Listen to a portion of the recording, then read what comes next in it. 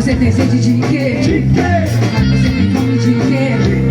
A gente não quer só comida, a gente quer comida, diversão e arte. A gente não quer só comida, a gente quer saída para qualquer parte. A gente não quer só comida, a gente quer bebida, diversão, balé. A gente não quer só comida, a gente quer a vida como a vida quer. A gente não quer só comer, a gente quer comer e quer fazer amor.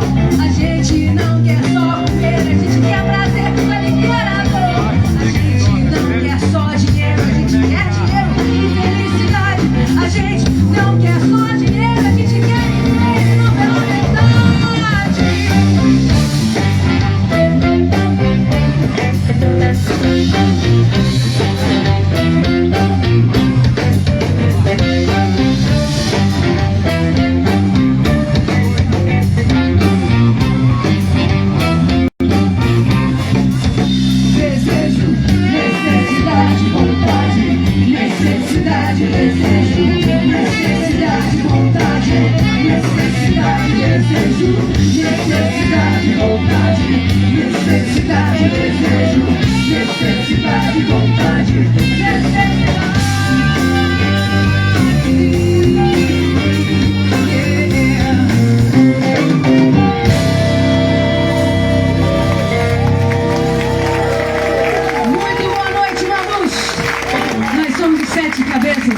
É um prazer para nós estarmos retornando essa casa mais uma vez.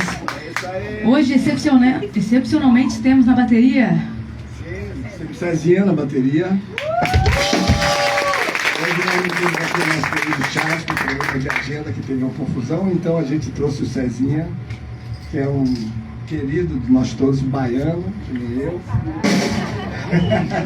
Tô puxando a sardinha pro meu lado. E conhece muito bem esse lugar, porque já tocou com Titãs, já fez sub pro Charles no Titãs, exatamente. tocou com Cássia, então assim, gravou com Rita também, acredito. Aí, ó. Então, assim,